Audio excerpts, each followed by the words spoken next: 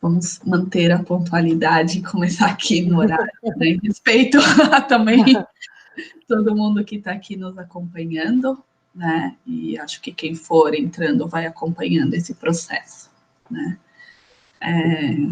Bom, obrigada, né? O tempo de todo mundo que está aqui com a gente. Bom, eu sou Carolina Laureano, eu sou curadora de arte e pesquisadora independente, né?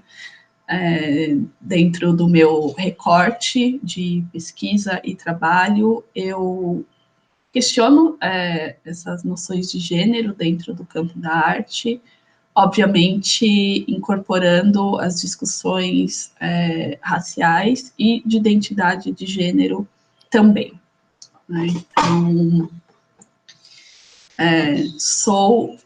faço parte dessa rede de articulação do Trovoa.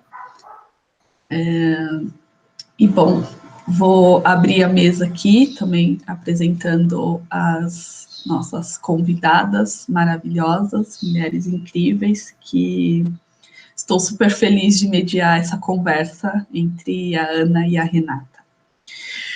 Bom, nessa edição da SP Arte, nós estamos presenciando um momento importante da aproximação do mercado com projetos que têm questionado de inúmeras formas o próprio campo da arte, né? E que agindo independentemente, tem criado o seu próprio campo discursivo e ou inclusivo. E quando eu falo inclusivo, é no sentido da própria inserção de artistas, curadores, entre outros agentes nesse espaço.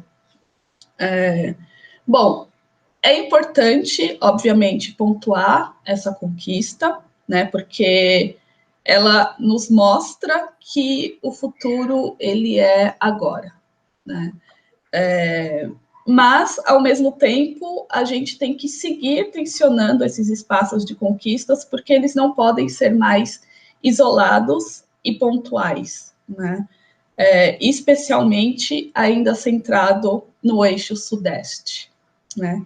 Então, já que estamos vislumbrando essas possibilidades de futuro, né, quais são essas outras possibilidades para além das imaginadas e ou das que já foram realizadas, né? E aí, para falar, né, trago comigo para falar sobre futuro, nessa mesa que é o Futurível,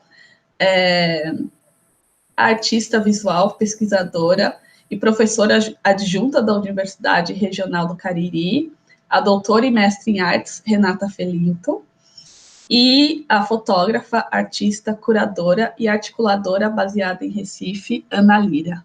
Obrigada, Renata, obrigada, Ana, por estarem aqui comigo, tratando, eu acho que fechar essa semana, né, Trovoa, falando sobre futuro, é muito importante, muito significativo, né?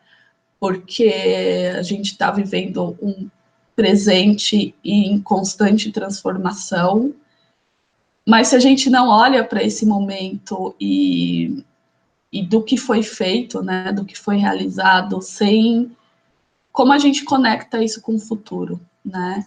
E esse futuro que não é um futuro que aparentemente está se dando e estabelecendo em São Paulo, né? O Brasil não é São Paulo, as conquistas aqui muitas vezes não são conquistas de outros locais, né? Então, trazer vocês duas que estão presentes, né, em outro eixo é muito importante para que a gente celebre, mas que também a gente questione, né? Questione quais são as novas possibilidades, quais são outras possibilidades para além das que já estão se estabelecendo, né?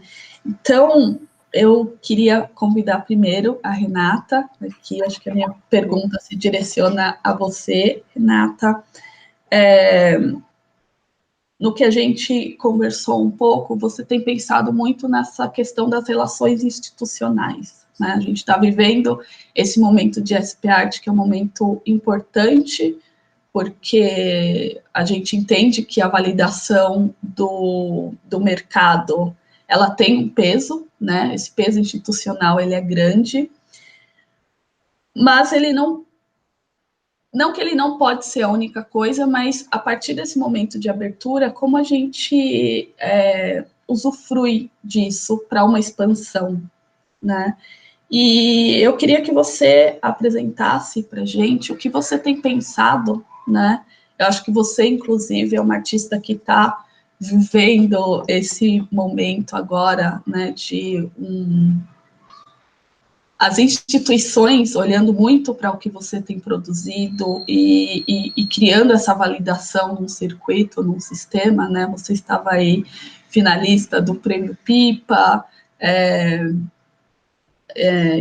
o que tem um peso importante, né? Quando a gente para pensar nesse lugar. Mas, ao mesmo tempo, é uma artista que não está nesse circuito mercadológico, né? De galeria. E acho que a minha primeira pergunta é como você pensa, né? Como você pensa uma articulação a partir desse lugar que foi aberto, né?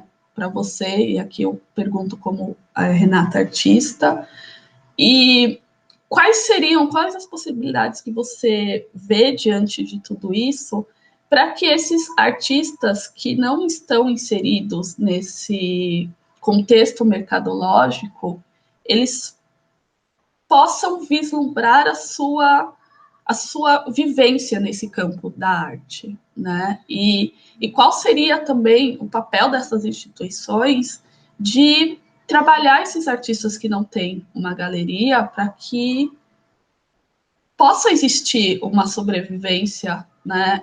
Principalmente para pessoas que eu acho que você ali aí no Caribe tem uma visão completamente outra que eu no Sudeste não consigo alcançar. Esses artistas que você dá aula de como é esse outro mercado para quem não está, né? Para quem está institucionalizado, mas também não está no campo mercadológico.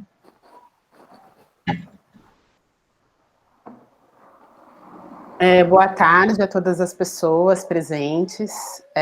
Gostaria de saudar minhas duas colegas trovoas aqui na mesa e todas as outras trovoas presentes também, e as outras pessoas que não são trovoas, e dizer, assim, da satisfação em ver esse momento acontecer, né, que é um momento tardio, muito tardio. Não vou fazer a leitura aqui como um momento de abertura, mas sim de conscientização, né, de um grupo de pessoas que estão num lugar de gestão institucional, e daí a instituição, penso ela de uma maneira muito larga, porque ela é tanto a escola, quanto também é a galeria, né? Todas são instituições com papéis diferentes dentro do sistema da arte. Então, inclusive, Carol, a partir do que você falou, existe muito um reconhecimento do meu papel como pensadora, e esse pensadora se estende à minha produção de arte, porque muito do que eu escrevo também aparece na minha produção como artista.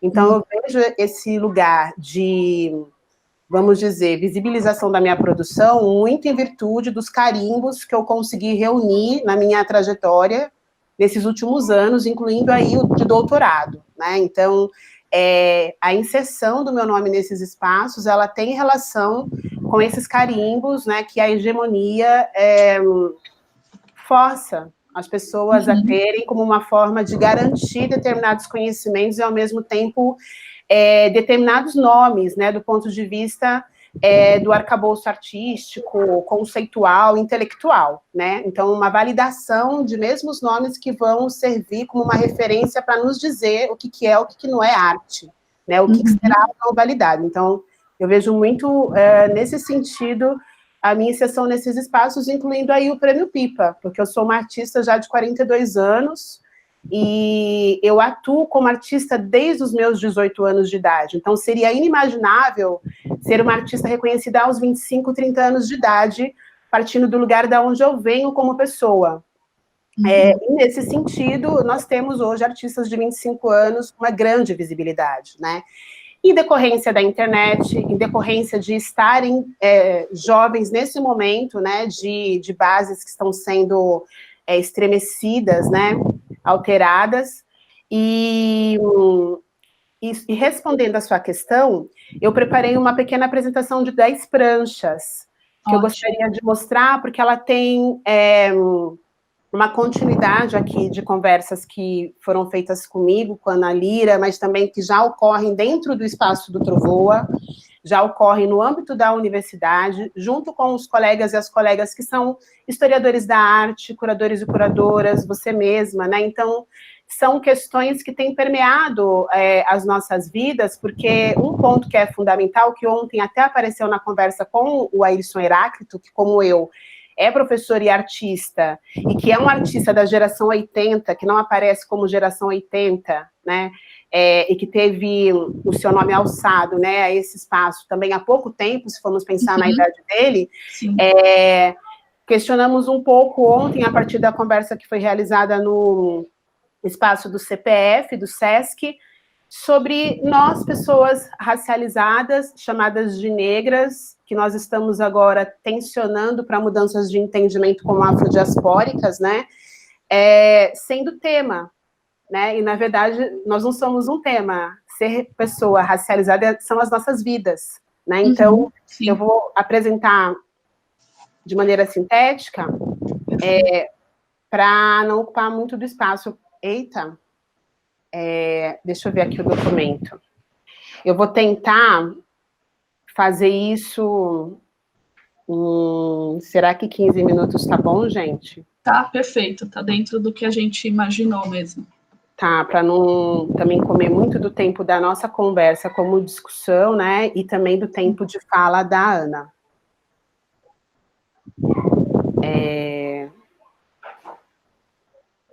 Pronto, agora vai, peraí.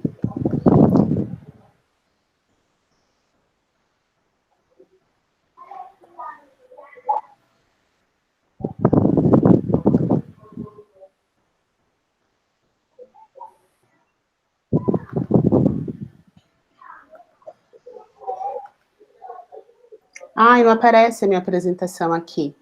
Deseja compartilhar o conteúdo. Aparece só vocês, não está aparecendo o documento. Que estranho, porque não apareceu aqui que você está compartilhando a sua tela. Não aparece aí, né? Não. Eu tenho que subir para algum outro lugar, será? Você clicou apresentar agora? Eu cliquei agora, apresentar. Aí aparece... Eu vou pôr no compartilhar tela. Você coloca no compartilhar, talvez me mande um link e eu subo aqui? É possível fazer isso? Deu agora. Certo. Agora vai. Mas é que eu achei que fosse parecido com o Zoom. Mas nesse caso não é tão parecido com o Zoom. Aparece para vocês? Sim. Agora, o Nacional Trovoa Futurível? Sim. Tá, então vamos lá. Eu vou tentar seguir aqui o tempo. Essa mesa, então, para as pessoas que estão nos assistindo, que inclusive, assim, já faço aqui um apontamento, né, que o fato da SP Arte e de tantos outros eventos no Agora estarem acontecendo à distância, flexibiliza, né, a participação de mais pessoas, ao mesmo tempo também isso cria uma pulverização, né, porque eu acredito que várias das mesas que nós realizamos, assim, entendo que deveriam ter 100 pessoas, 200 pessoas, teriam que ter muitas pessoas para compartilhar conosco dessas reflexões. E daí aqui eu coloco o tema da conversa, dentro do recorte que eu fiz, como Sankofa, como pássaro liberdade do sistema da arte no Brasil. Né? O Sankofa, ele é um adinkra da região de Gana, né, na costa ocidental da África, é um sistema de provérbios, né, e de escrita anterior a esse contato com a Europa, algumas pessoas também chamam de ideograma, e esse adinkra, ele é muito conhecido, porque ele tem um pássaro, né, representado, e fala sobre retornar ao passado para ressignificar o presente e construir o futuro. Então, tem sido muito incômodo para a branquitude tratar das questões das chamadas minorias sociais, porque, na verdade, são as maiorias, mas é necessário olhar para o passado para projetar esse futuro que nós queremos, porque seria irresponsável realizar essa conversa de outra maneira. E daí, a partir da conversa com algumas trovoas, eu acessei alguns materiais, e a própria SP Arte publicou Arte Negra Importa, uma escrita da Marina Dias Teixeira, que é a Relações Institucionais, onde é traçado um panorama de textos recentes que foram publicados a partir dessa temática, que, inclusive, assim, o título Arte Negra é para ser pensado, né, que Arte Negra é uma terminologia que era utilizada lá na década de 20, ou seja, tem 100 anos, né, e ela tem sido revista. Então, no texto tem um trecho que eu coloquei, uma inserção ainda muito tímida dessa produção artística e intelectual, no que se refere à abordagem da instituição acerca da arte produzida por pessoas negras.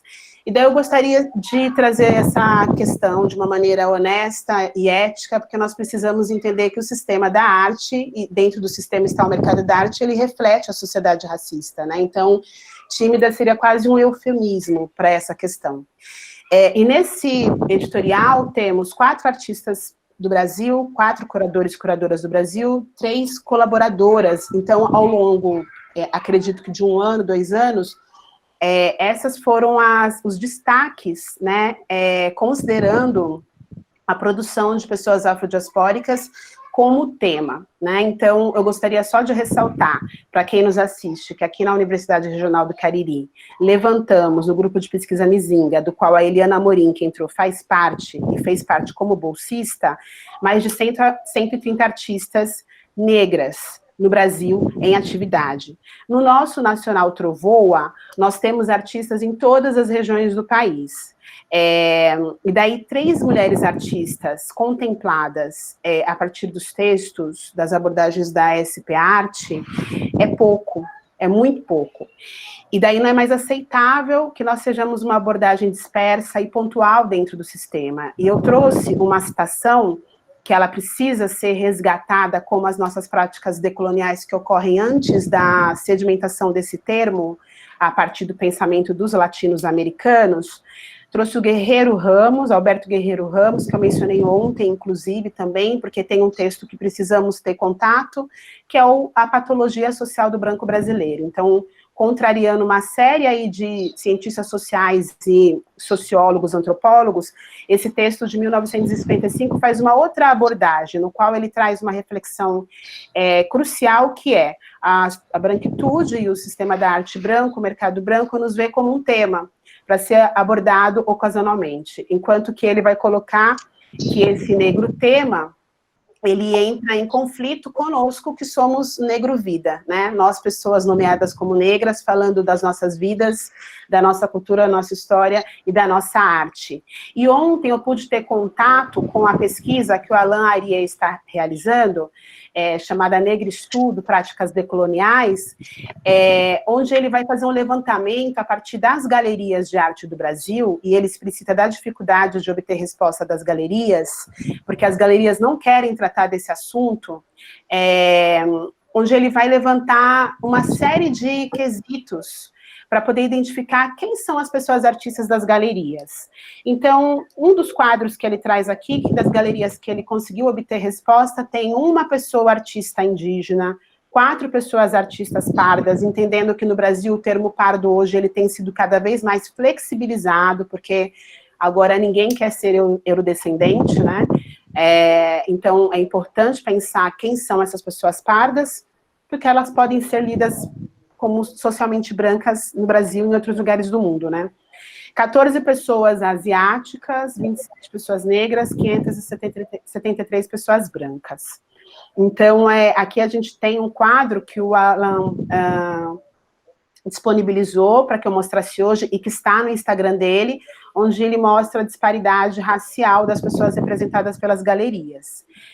Palavras que são pesadas, né, no ambiente das galerias: reconhecimento, justiçamento, responsabilidade, ética, revisão e recriação. Então, para que seja feito esse movimento de pensar o futuro, tem que se passar por essas palavras e talvez tantas outras que eu não pude colocar aqui. E daí aqui eu coloco, Carol, algumas ações que eu considero importantes no sentido de pensar a pessoa afrodiaspórica, ou negra, ou racializada, em relação à inserção dessas pessoas dentro do mercado de arte, né? Então, existe a ampliação das redes de sociabilidade, das redes profissionais, que envolve pesquisar, para o levantamento das artistas, por exemplo, no IABAT, eu consultei muitas pessoas que não necessariamente são do meu círculo de sociabilidade ou profissional, então requer sair da chamada zona de conforto. Sim. Depois, o compartilhamento de aprendizados a partir do nosso arcabouço artístico, conceitual e intelectual, que também é uma saída da zona de conforto. Então, pessoas que não são negras, não são afrodiaspóricas, que consigam acionar essas referências que já são decoloniais. Desde esse homem, saiu da apresentação ou não? Saiu, Renata. Voltei aqui. Desde esse homem que eu mencionei, que é o Guerreiro Ramos, até pensar em pessoas contemporâneas, que o nome é largamente difundido, mas que eu tenho dúvidas se as pessoas realmente leram, como é o caso, por exemplo, da Agrada Quilomba ou da Denise Ferreira da Silva, que são duas mulheres que trazem, assim, uma reflexão sobre essa nossa participação na academia e no sistema da arte, que ela não vai pagar a dívida, né? Inclusive, o título do livro da Denise é A Dívida Impagável, mas isso precisa ser feito. E daí eu coloco já como um apontamento possível, e eu me incluo como uma pessoa para contribuir nesse processo, o fomento às pessoas não brancas como profissionais de arte, inserindo-as como parte da estrutura que decide dentro das instituições, ou seja, sendo contratadas como profissionais. Algumas instituições só mudaram um pouco as suas abordagens a partir da contratação de pessoas não brancas. E, nesse sentido, eu vou mencionar o Itaú Cultural e o próprio MASP, que eu estou aguardando ansiosamente a exposição da Sandra Benites como curadora. E daí, nessa renovação, né, de quadro, nós temos a oportunidade também de rever esse revisionismo, ou justiçamento, responsabilidade e uma prática ética verdadeira. E daí, como uma agenda urgente do mundo na arte pós-pandemia, eu coloquei como pensar em arte afrodiaspórica, ou mesmo pessoa afrodiaspórica, e não mais na pessoa negra, né? Pensar num conhecimento da história dessas populações, de como é que ela se reconfigura aqui no Brasil a partir desse espalhamento.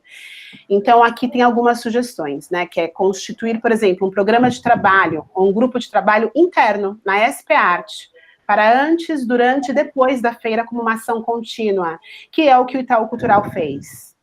Eu dei uma consultoria no Itaú Cultural para que eles pudessem contratar pessoas negras, porque a questão que me trouxeram foi: nós abrimos as vagas e as pessoas negras não respondem, mas não respondem porque tem lá inglês fluente, por exemplo, né? Então, vocês têm que pagar o curso de inglês para essa pessoa que, de repente, tem um inglês intermediário.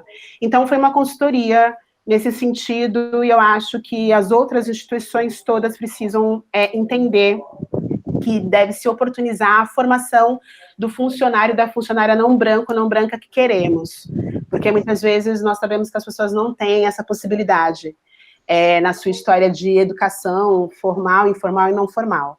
Entender também a multiplicidade de pessoas não brancas que são nomeadas como negras, né, que abrange a produção também de arte no Brasil.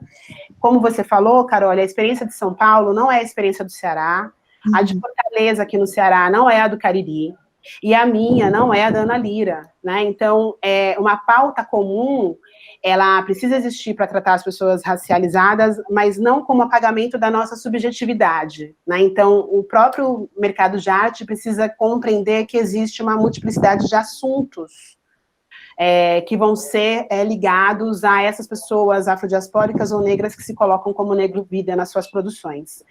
E daí eu coloco aqui o fomento à residência artística, que eu acho que a Ana Lira vai falar melhor disso. E cito a experiência da Olabisi Silva, curadora nigeriana, falecida o ano passado, que eu trago aqui uma imagem dela para finalizar.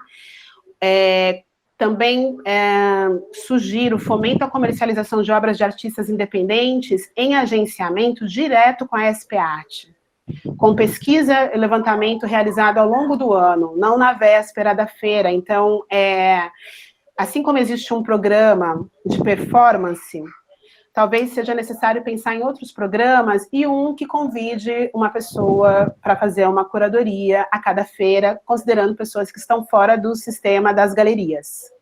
Então, essa é uma sugestão. E a ampliação da noção de formação de público consumidor de arte, né? Porque precisamos entender que, é claro, o mercado, o artista, vive da venda da obra, mas é pensar em outras formas também de que essa produção de arte chegue até as pessoas como um entendimento de um recorte de mundo. Porque tem várias galerias no mundo que têm um serviço educativo, né? E eu sei que a SP Arte tem pessoas como colaboradoras, como é o caso da Bianca Leite, que já tem realizado um trabalho há alguns anos de levar o público de estudantes até as galerias. Então, as pessoas racializadas precisam compreender como é que funciona esse mercado e ter o contato com a galeria, não só com o Museu de Arte, né? O Museu de Arte é o lugar, vamos dizer assim, de eternização da produção da pessoa artista, porque a obra fica disponível no acervo. E daí, para finalizar, eu trouxe essa imagem dessa residência chamada ACICO, que é da Olabisi Silva, que é uma residência que ocorria na Nigéria e havia ali a possibilidade de ir para outros países da África, uma residência pensando em afrodiáspora, então tinham pessoas do continente africano e de fora dele.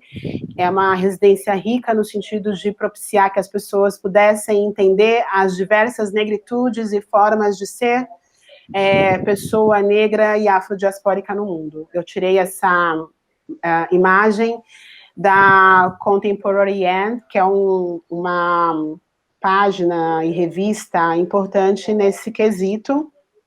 Lá tem essa explicação que eu estou mostrando agora, então eu não vou mostrar e explicar, mas essa residência, ela é um laboratório, ela faz uma ligação com a academia, ela faz uma conexão importantíssima com povoados, né? Então, que fantástico seria pensar na SP Arte apoiando, fomentando um modo de residência que houvesse uma parte dela aqui no Cariri, uma outra em Petrolina, uma outra em Pelotas, outra em Oiapoque, e que pensasse nessas pessoas que não vão, por uma questão histórica, se deslocar para São Paulo para ter contato com a SP Arte, ou também não vão mudar da sua cidade para uma capital para poder cursar artes visuais. Então, é necessário pensar nas várias formas de alguém se tornar artista também, para além do que está dado pela academia. Para finalizar, eu apresento aqui a imagem da Bisi Silva. É uma pessoa incrível, amorosa, e que pôde realizar o seu trabalho de arte nessa chave de compreender que a arte se faz com formação de artista numa dimensão humana também, né? Então, quando eu fazia universidade, eu pensava, nossa, eu acho que parece que eu sou louca.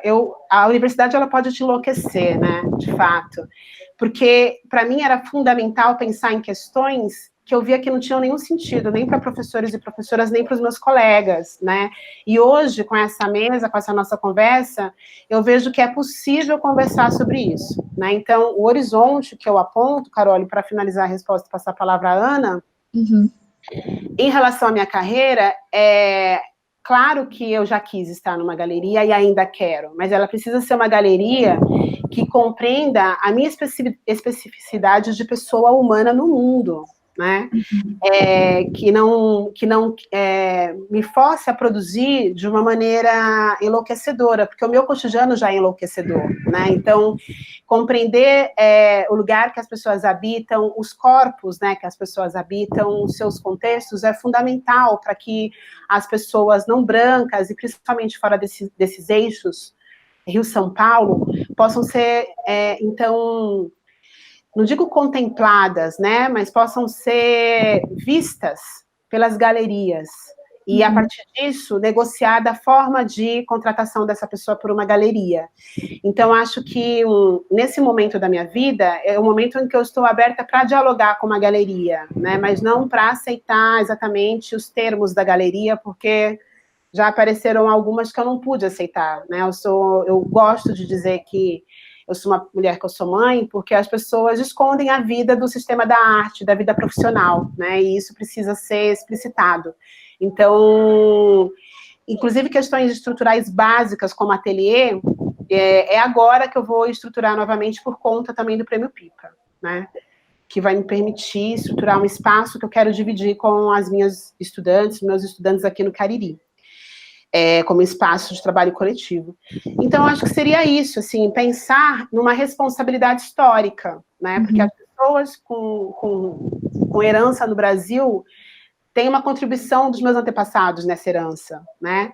Então, é simplesmente pensar de uma maneira honesta, como é que eu, a partir do que eu consegui reunir ou recebi dos meus antepassados, posso compartilhar isso com as outras pessoas, não de uma maneira assistencialista, mas de uma maneira que seja construtiva, né? E que inclua o olhar de humanidade e não de nós como tema das exposições, como tema do texto, tema da obra de arte.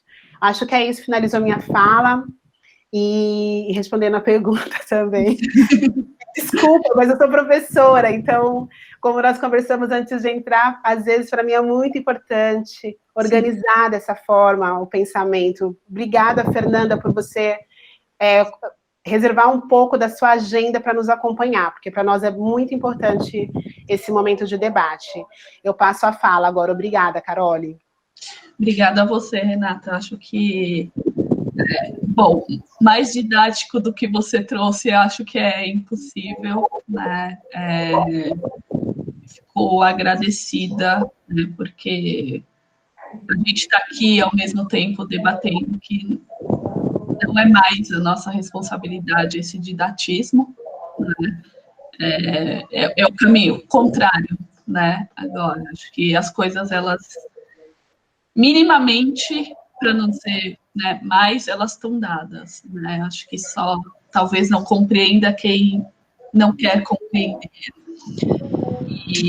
Mas, mesmo assim, obrigada, né, por ser tão precisa. E eu acho que agora a Ana, né, a fala da Ana, ela vem muito para complementar, né, porque você também traz, né, já caminhos que são possíveis, né. Acho que você pode pedir, por favor, quem estiver com o microfone aberto, por favor, fecha para a gente. Obrigada.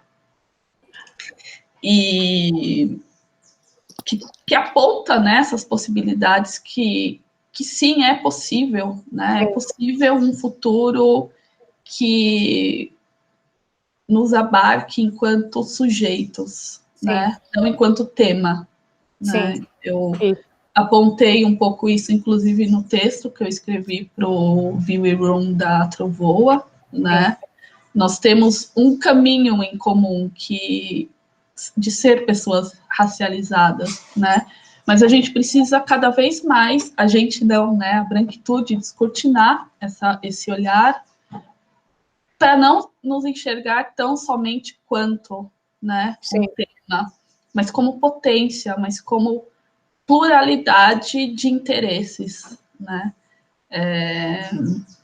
Então, eu vou passar aqui a palavra para a Ana, inclusive que vai nos apresentar, acho que essas possibilidades, né, de realização, de qual que é esse futuro possível nas artes, né, para as pessoas pretas e racializadas, num contexto de realização entre o que é essa instituição e essa periferia que eu digo que não é uma periferia centro, periferia à margem, né, de uma região central, mas como a gente compreende essa periferia Brasil, que é o que está à margem desse Sudeste, né, desse contexto que a gente tem de enxergar isso como essa máquina que produz, que realiza, e acha que as coisas estão acontecendo, né? Sim. Então, Ana, obrigada por estar aqui também, né? Pela fala que você vai apresentar, então passo para você aqui agora.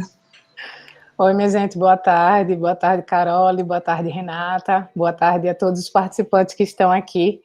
Eu queria agradecer o convite, assim, a gente está aí em umas semanas bastante atribuladas de trabalho, mas é sempre um prazer compartilhar, né, todas essas questões com vocês. E eu inicio, na verdade, a minha fala pensando sobre um questionamento, na verdade, que me veio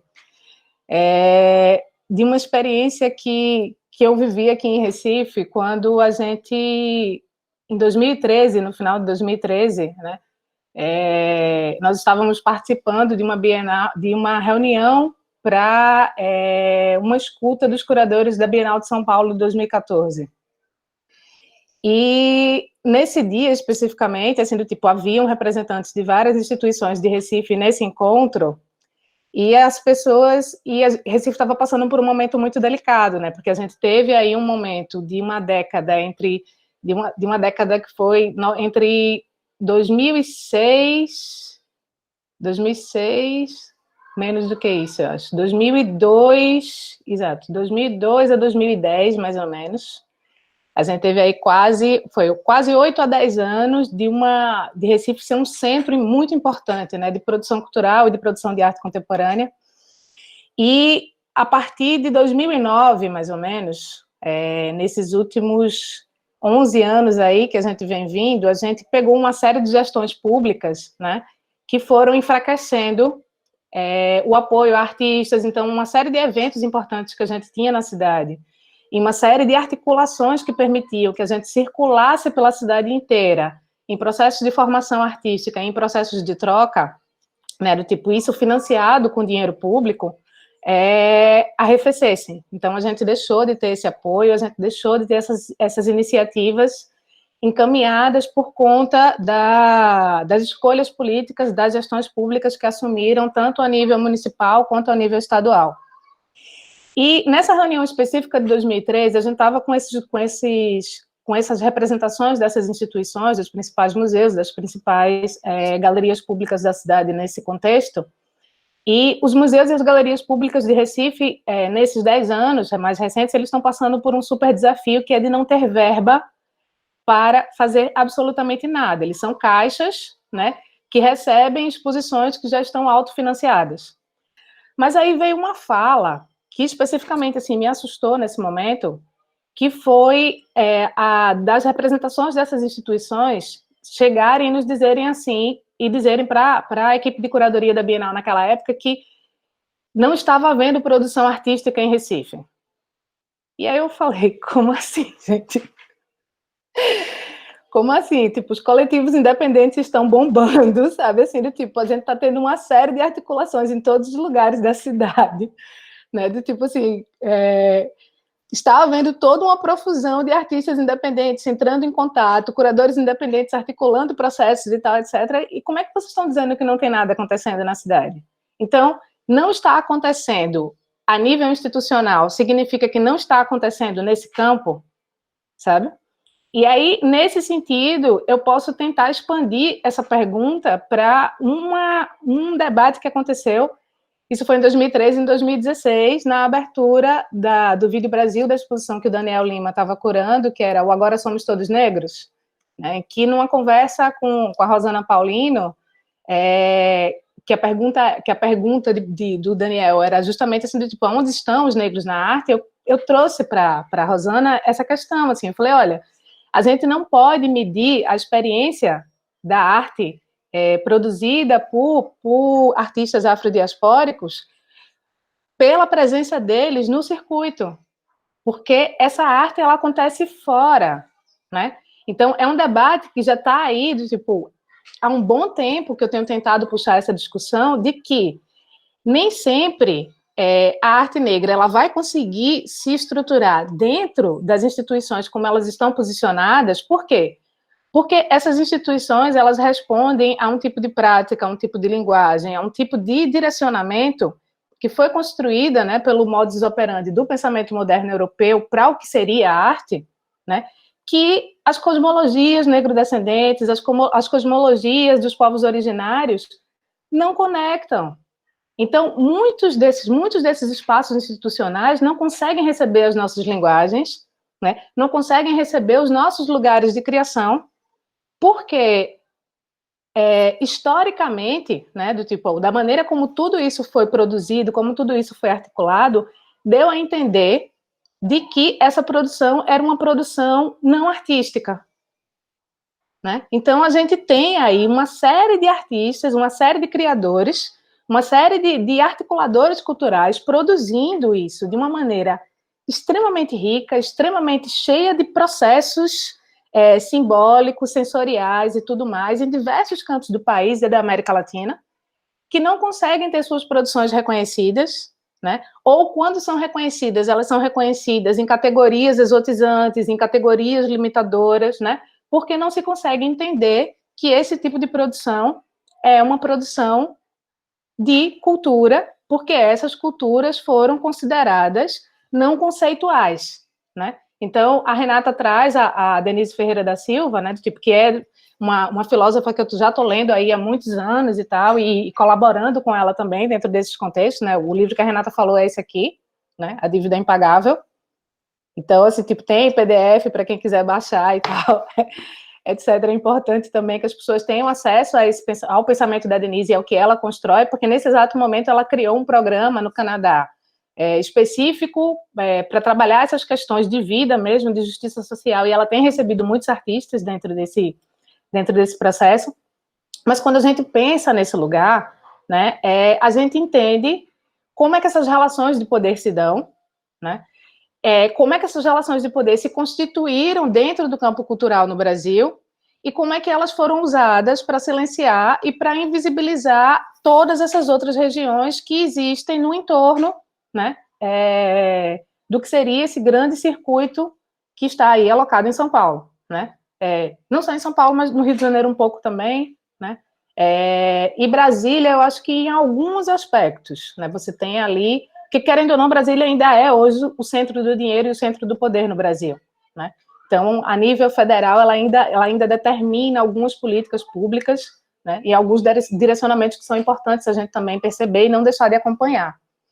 Então, o que na minha cabeça veio norteando nos últimos tempos? Que é importante a gente pensar na nossa presença nesses espaços, como estratégia, né? E como uma ponte para a gente construir o lugar em que a gente quer estar. Então, assim, eu vinha conversando com a Renata muito nos nossos diálogos essa semana, né? E uma coisa que eu disse para ela foi que eu não, por ser uma pessoa que não está diretamente conectada a processos institucionais, né?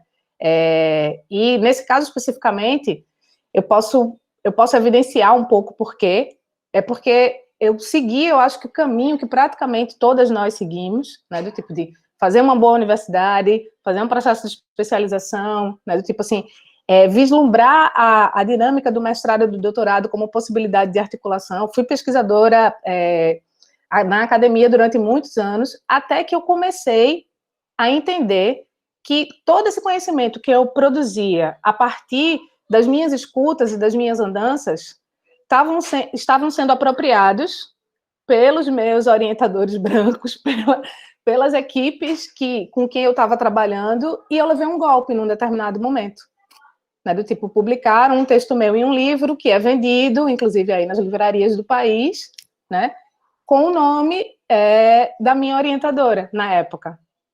E sem a autorização dela, porque, na verdade, assim, do tipo, não foi ela que disse que o texto era dela, ela enviou o texto com o meu nome, com o nome dela como orientadora, e a editora, né, que era da Metodista de São Paulo, partiu do princípio de como eu era orientanda, eu não desenvolvia pensamento crítico.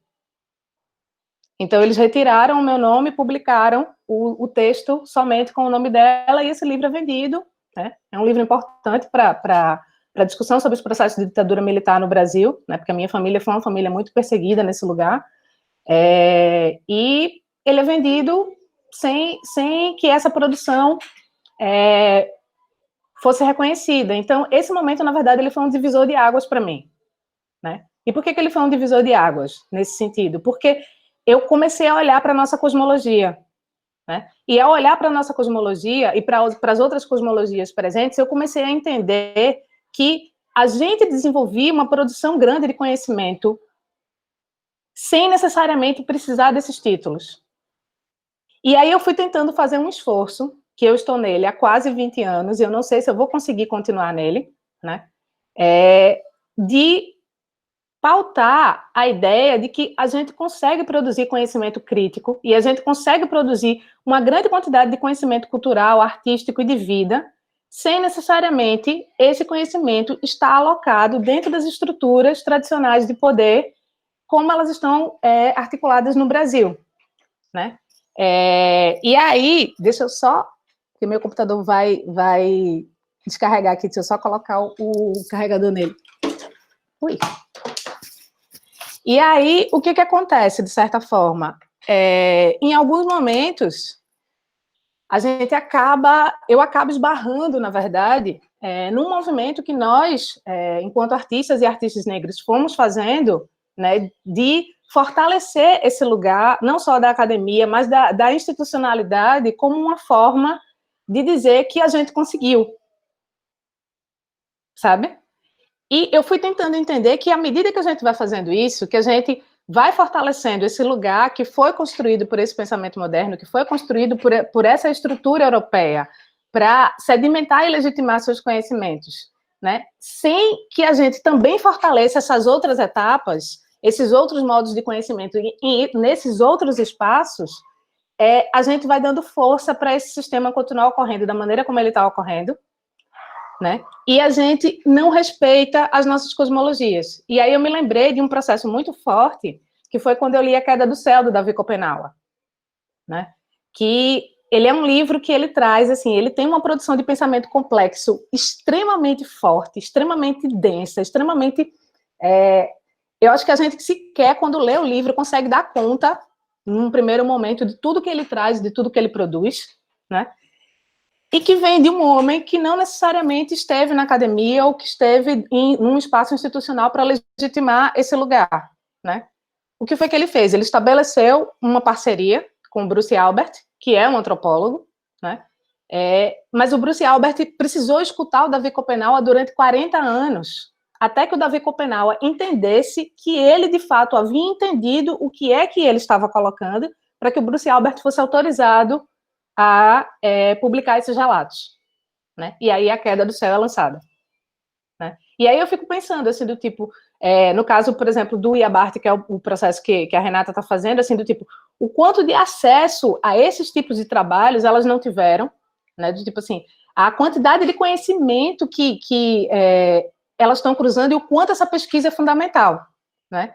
Mas ela é uma pesquisa que não está se dando somente no campo da academia, porque ela está no campo da academia conduzindo esse grupo de pesquisa, mas tanto ela quanto todas as artistas com que elas estão envolvidas estão desenvolvendo nos seus campos criativos pesquisas e processos semelhantes que também fortalecem outros caminhos, sabe? Então, eu penso que a gente precisa olhar para esse lugar como um lugar importante, como um lugar que é estratégico, está, porque a gente não vai conseguir, do tipo, derrubar tudo e construir tudo do nada, né? E a Denise Ferreira da Silva, inclusive, fala disso, né? Que é importante a gente pensar nessas operações em que a gente propõe esses deslocamentos, né? Mas é também importante a gente olhar para esses outros caminhos. E aí, no caso da conversa que eu estava tendo com a Renata essa semana, a gente começou a refletir quais seriam as possibilidades que existiriam da gente, nessa parte do país, né, no Nordeste e no Norte do país, articularmos outras possíveis existências, né, outros possíveis circuitos de fortalecimento desses contextos, né? E um deles foi pensar no fortalecimento das residências artísticas, né, porque a gente tem aqui espaços que são importantes, né, espaços que são importantes, núcleos que já trabalham com dinâmicas, a gente tem uma série de artistas em diversos campos, né, dos seus próprios saberes aqui, que estão articulados e que já desenvolvem processos de troca, que já fazem pontes, né, e que para a gente é fundamental que isso chegue, que isso venha, né, então, e dentro desse contexto, assim, uma das outras questões que a gente foi pensando foi que é importante também que a gente desenvolva isso nessas parcerias, mas não utilizando somente as capitais como um lugar de centralidade, né? Para que a gente possa perceber também como é que os processos como é que esse legado, na verdade, dos processos coloniais aconteceram no Brasil, né? Então, por exemplo, hoje em Pernambuco a gente tem um circuito artístico importante em Recife, né? Mas a gente vê, tipo, cidades como Caruaru, que é a cidade que eu nasci, desenvolvendo um outro circuito importante, né? Arco Verde, com um outro circuito importante, porque aí ele já tem um apoio do SESC, de certa maneira, articulando determinadas coisas. E temos um curso de artes visuais em Petrolina, né? Que já está ali no Vale do São Francisco, que já tem também, que vem desenvolvendo uma série de articulações entre artistas que são dos povos originários e negrodescendentes, e artistas que constroem articulações com produções e com grupos aonde os aquilombamentos se deram entre os povos originários e os povos negrodescendentes, ou entre esses povos e os povos ciganos, que entraram no Brasil a partir do Ceará, né, durante as dinâmicas de colonização, né? Porque esses são povos muito importantes também para a construção dessa vivência, né, nessas regiões do país, e que a gente muitas vezes desconsidera nas nossas conversas, né? Que são povos migrantes, que são povos que vieram também fugidos desse processo europeu, mas que estão aqui articulando esse lugar. A gente pensou numa segunda possibilidade de uma articulação no próprio Cariri, porque para mim hoje é um dos principais pontos, né, tanto o Cariri paraibano quanto o Cariri cearense, para mim é um dos principais pontos de produção simbólica, de produção sensorial e de articulação, efetivamente, de uma nova forma de se olhar para o país, né? Quando a gente vai acompanhando a produção que é feita nessa região, eu acho que a Renata está acompanhando isso bem de perto, né, por estar morando lá, e a produção, por exemplo, que é feita em Fortaleza, né, esse lugar, ele vem de uma outra forma, né, ele oxigena as nossas reflexões e as nossas vivências de uma outra forma, que, por exemplo, não estão sendo oxigenadas nas capitais.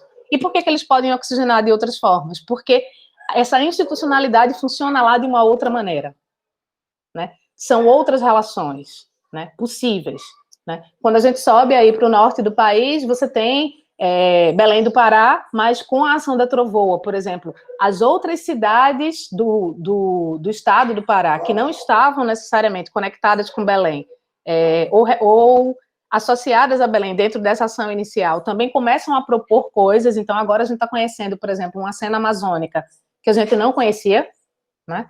E chegando aí colaborações de Manaus, de Porto Velho, né, do Amapá. A gente vai começando a encontrar uma série de coletivos e, principalmente, como é que o cenário nessa região se dá em contato com o início na verdade, assim, com esse norte da América do Sul, né, que se encaminha para o Caribe. Porque a gente sempre negou também, né, ou a gente não olhou devidamente para as influências que o Caribe tem na nossa existência no Brasil, né? Eu pude me aproximar um pouco mais disso quando eu comecei a estudar as questões de pintura mural para o desenvolvimento do meu trabalho, né? E aí eu fui entendendo como é que essa pintura mural que descia ali do México pela Guatemala, porque vai pegando esses povos negros, esses povos que são descendentes dos povos maias e tal, e descendo ali pelo Caribe, né? Chegando aí nessa fronteira norte da América do Sul, e como é que ela se desdobra nesses estados, na verdade, que estão no norte do país, né? como é que essa produção indígena se aloca com essa produção negrodescendente e afrodiaspórica nessa região, né? Qual a influência, por exemplo, da Venezuela dentro desse processo, das Guianas, né, da Guiana inglesa e da Guiana francesa dentro desse processo, como é que esses povos nos ajudam também a pensar essa produção da gente no Brasil, sabe? E esse é um contato que ele está muito deslocado, que ele não chega para a gente de uma maneira muito forte. Então, eu penso que, enquanto estratégia de futuro, é importante a gente entender o que é estratégia de ponte, quais são as nossas necessidades de ocupação desses territórios institucionais que estão colocados, e que a Renata trouxe muito bem na fala dela, mas eu não penso que a nossa vivência deva ficar somente por aí, sabe? Essa foi uma conversa que a gente teve de maneira muito, muito intensa, assim, sabe? Eu acho que a gente precisa caminhar para além dessa ocupação institucional, porque o que acontece? A gente está ocupando esses processos institucionais, a gente tem alterado o modo de funcionamento e de pensamento desses processos institucionais, mas a gente ainda está dentro da mesma estrutura. Essa estrutura ela não está se deslocando, né? Essa placa tectônica aí, ela não está do tipo rompendo efetivamente ou se deslocando efetivamente, né? De maneira, como é que eu digo, que seja mais satisfatória para a quantidade e para a qualidade dessa produção, né? Porque ela ainda obedece, né, às estruturas que o sistema moderno herdou para a gente, né? A arte contemporânea, na verdade, eu tenho pensado muito nela como uma atualização, né? Uma atualização flexibilizada do que foi a arte moderna, né?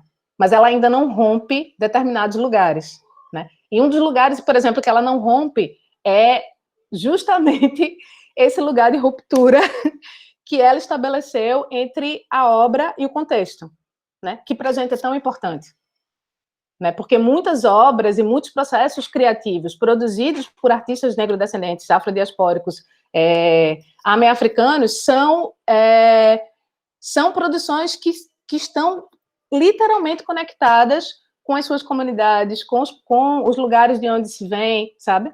Então, é importante a gente pensar nisso também, né? Que essa dinâmica do objeto isolado, né? Dessa coisa de você estar aí, sei lá, num processo de pandemia, né? Eu estava comentando isso até numa live que a gente fez para o Instituto da Adelina na semana passada, que essa coisa de você estar dentro da pandemia e você já ter que responder com uma obra de arte sobre a pandemia, para mim, é extremamente absurdo, sabe assim? Como é que eu estou vivendo uma coisa, eu nem dei conta ainda do que é isso, eu estou observando as comunidades no nosso entorno, assim, vivendo um processo tão forte, né, de afetação, né, porque a gente está aí com produções, né, com populações negrodescendentes morrendo, populações indígenas morrendo, como é que a gente está vivendo tudo isso? E a gente só tem que oferecer uma resposta, sabe? As nossas respostas talvez não venham, assim, de forma tão imediata, né? Talvez elas venham do tipo nos próximos anos, nas próximas décadas, né? E eu penso que enquanto agrupamentos negrodescendentes é essencial para a gente, é essencial que a gente possa fazer esses deslocamentos, né? Na experiência do Trovoa que a gente teve aqui em Recife, que foi a Entre Moveres, o que a gente fez foi uma curadoria, na verdade, que ela foi aberta, né? Eu estava com a Ariana Loala, né, dentro dessa questão, a Ariana, na verdade, mais à frente, porque quando o Castiel Vitorino entrou em contato comigo pedindo para eu articular a Trovoa em Recife, eu estava em Brasília. Aí eu falei para ela, fala com a Ariana, para a Ariana iniciar esses processos, e quando eu chegar, a gente vai encaminhando as questões. Então, a gente fez isso. E o que a gente fez, na verdade? A gente não fez uma seleção tradicional, né? A gente abriu a exposição com 30 artistas, né, que foram as 30 que chegaram inicialmente a partir das convocatórias que foram feitas.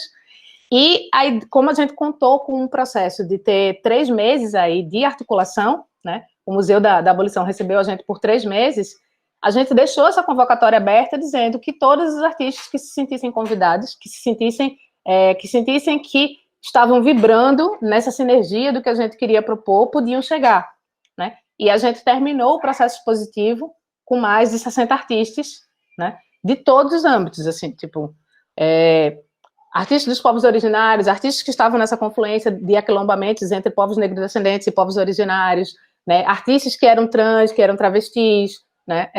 E foi muito rica essa produção, né? E muito rico a diversidade e a quantidade de pensamento que a gente gerou dentro dessa articulação. Porque você tinha artistas que estavam já, de certa maneira, com um pé consolidado nesse processo da arte contemporânea, né? Como Mariana de Matos, que estava junto com a gente, porque morava aqui em Recife na época, agora ela está morando aí em São Paulo. Mas a gente tinha, por exemplo, as meninas do grafite, né? Que é um núcleo que tem tentado, olha, pedir que a gente perceba um reconhecimento desse circuito como artes visuais, né? Porque, embora elas não estejam tratando de suas articulações pelo viés tradicional, que a arte legitima pelas técnicas e tal, tradicionais de pintura, existe uma visualidade potente que está ali, que desloca, né? E que ajuda a gente a se formar visualmente em outros espaços, como a rua, por exemplo, né? E esse é um lugar fundamental da gente pensar, que a gente não se forma artisticamente somente nas galerias. A rua, ela é responsável por parte significativa da nossa formação visual, da nossa formação sensorial e da nossa formação política, inclusive enquanto artistas negros, sabe? Quem de nós não passa no meio da rua e vê tipo algum artista negro descendente sentado no meio da rua pintando um quadro, sabe assim, ou na praia, sabe assim, pintando um quadro ali para tentar vender lá pelos seus 30, 40, 50, 60 reais, né, para as pessoas que estão ali no entorno, né? E aí eu me lembro de uma série de questões que vem junto com isso, que é, por que esse tipo de arte ele é menos importante do que essa arte que é vendida na galeria? Isso é uma relação comercial que está se dada. Mas do ponto de vista da produção de cultura, não necessariamente. Né? Então, do tipo, poder propor que a gente passe a olhar para o que está fora desse circuito tradicionalizado, articulado, é também propor que a gente possa pensar outros respiros, outras metodologias, outras formas de existir, inclusive, e de revalorizar determinadas coisas que as nossas cosmologias perderam, sabe? Então, é um pouco nesse lugar que eu estou tentando trafegar nesse momento. Eu estou muito interessada no que significa produção artística enquanto sensibilidade cotidiana, né? É claro que ao propor isso, e ao propor esse deslocamento, eu não estou querendo dizer que esse movimento que a gente faz, né, do tipo de estar propondo coisas para as instituições, propondo coisas para espaços importantes, né, de legitimação desse circuito artístico, estão erradas. Foi isso, outra coisa também que eu comentei com a Renata, né, do tipo que seria muita irresponsabilidade da minha parte dizer que esse movimento que a gente está fazendo não é um movimento importante. Ele é um movimento importante, sim, mas ele não pode ser só esse, sabe? A gente precisa, de fato, unir forças e unir mãos para olhar para essa produção de maneira mais ampla, né? Para olhar para os terreiros de matrizes africanas, os terreiros de matrizes de povos originários e de matrizes africanas como lugar de produção de conhecimento. Assim, é uma coisa que já existe no Nordeste de forma muito tranquila, né? Todos os terreiros de matriz aqui, nessa região, têm seus braços culturais, né? Fazem suas exposições, fazem suas apresentações, tem artistas envolvidos, né? Tem artistas que estão atuando dentro do campo da arte contemporânea também, fazendo esses pontes, né? Mas essa não é uma realidade de todo o país, e eu acho que a gente precisa também fazer um esforço de olhar para isso. Eu estou, óbvio, aqui, enquanto Nordeste, pedindo que a gente possa fazer esse movimento também de pensar como é que as nossas metodologias aqui são importantes para essa colaboração, mas eu consigo enxergar também, por exemplo, uma invisibilização muito forte de uma cena, que é a cena que está no centro-oeste do país, ali do tipo Mato Grosso do Sul, Goiás, né? Eu consigo, do tipo, por estar trabalhando no Chama agora com uma DJ de Porto Alegre, entender, por exemplo, que a cena, né, do tipo assim, e todo o processo negro-descendente no Rio Grande do Sul, em Santa Catarina, né, e no Paraná também está invisibilizado. Existe um movimento importante lá agora, de artistas falando tem preto no Sul, né, que é justamente para que a gente possa olhar para essa qualidade de diáspora, que é uma qualidade de diáspora que a gente não presta atenção, né, e a gente poder, de fato, a partir do levantamento, do mapeamento, né, dessas metodologias e dessas proposições, conseguir construir articulações para a gente se posicionar, sabe? Então, eu tenho pensado muito nisso, que essas curadorias podem olhar para esses lugares, né, que as nossas produções de residências podem olhar para esses lugares, que as exposições que a gente está construindo devam atentar para isso, né? que as cosmologias das quais nós fazemos parte, que os contadores de histórias dos quais nós herdamos, né? O nosso legado, eles têm muito a oferecer em termos de pensamento complexo, em termos de metodologias complexas, sabe assim? Não é porque está no cotidiano que necessariamente é simples. Essa é uma grande questão, sabe assim? Não é que é simples, porque eu acho que o simples também pode ser complexo, né? Mas não é que é raso, sabe? Prestando atenção cada vez mais nisso, eu tenho observado que existem aí teias, né, teias, entrelinhas, né, super importantes de desenvolvimento, que não são rasas e que estão aqui do tipo bem pertinho do nosso nariz, mas que a gente não está prestando atenção porque a gente ainda está obedecendo, né, e olhando muito para o que essa lógica institucional moderna nos apresenta enquanto caminho de realização e de legitimação, sabe? Então, acho que se a gente pudesse olhar e pensar no que seriam essas outras dinâmicas para o futuro, seria a gente, de fato, gastar o nosso tempo olhando para o que a gente tem de potente e como é que a gente pode evidenciar isso cada vez mais nas nossas práticas. Obrigada. Obrigada a você. Eu acho que é um olhar você traz, é muito importante, né? A questão de um mês atrás, eu participei de uma rodada de leitura de portfólio, né? De artistas negras grafiteiras, né? E todas vindo com uma angústia muito grande de como o meu trabalho não é reconhecido, como eu faço para o meu trabalho ser reconhecido, como o circuito de arte não entende essa minha produção, porque ela tem uma base ali, e muitas das meninas formadas a partir de uma cultura negra, né, às vezes ali de uma cultura de um hip hop, de uma cultura que não é uma cultura branca, né? Não é uma cultura dada.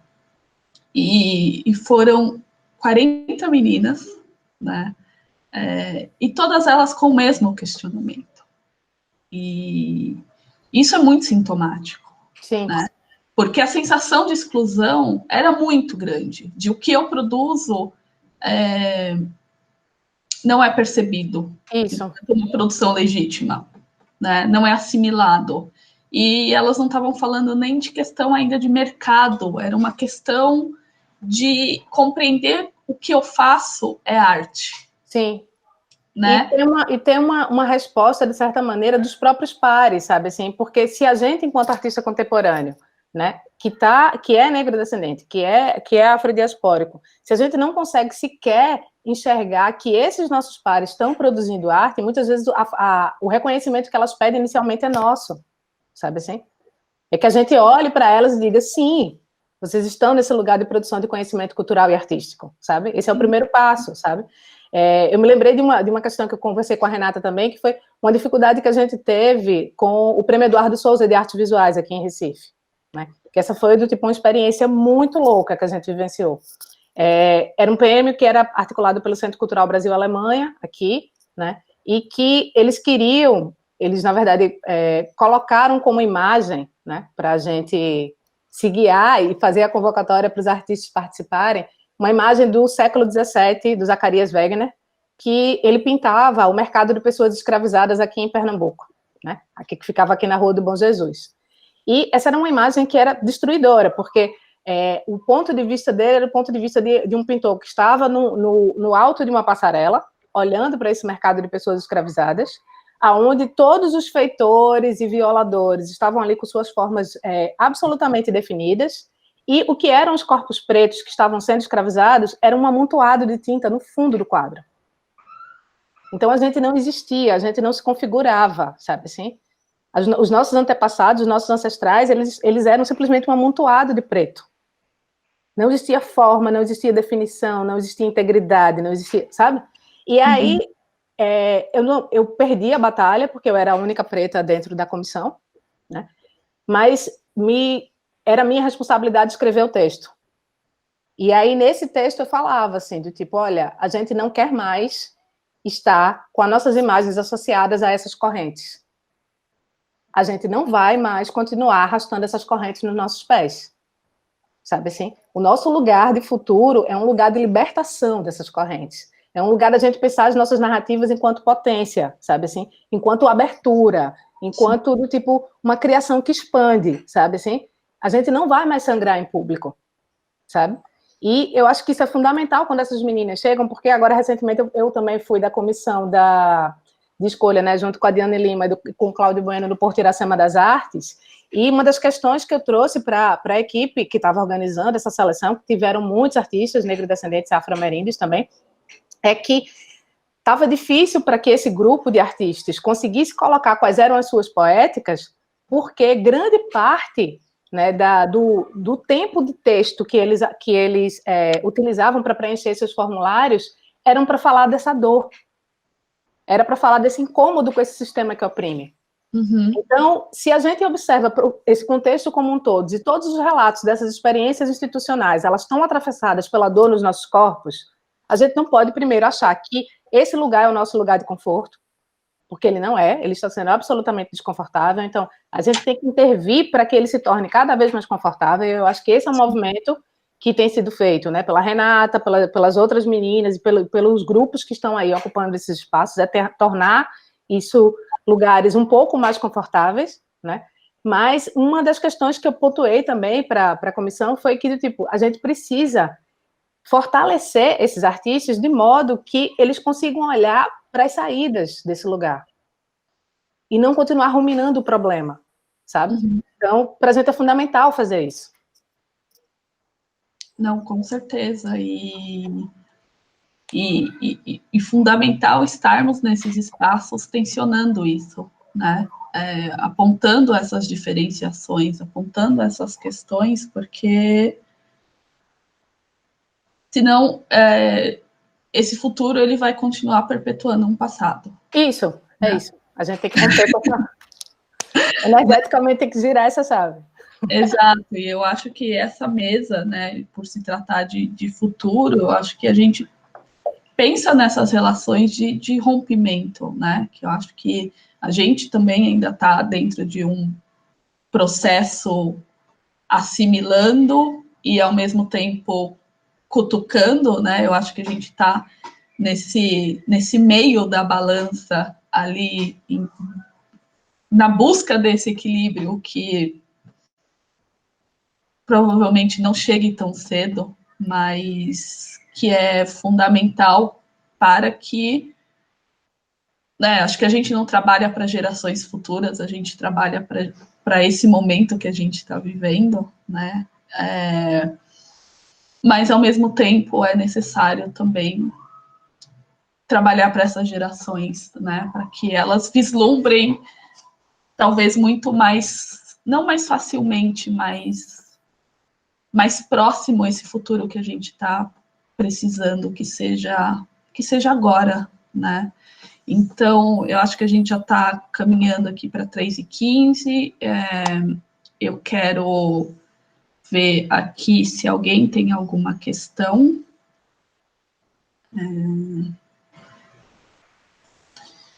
Eu vou abrir aqui para as pessoas que estão nos assistindo, se alguém tem alguma colocação, alguma pergunta, tanto para a Renata quanto para a Ana, dentro do que nós estamos conversando aqui. Carole, acho que também, se você quiser fazer seus apontamentos ou também compartilhar as perguntas que você elaborou, e acho que também, porque tem várias pessoas aqui que eu estou vendo que são artistas em início de carreira ou artistas que estão buscando esse espaço de entendimento da sua obra.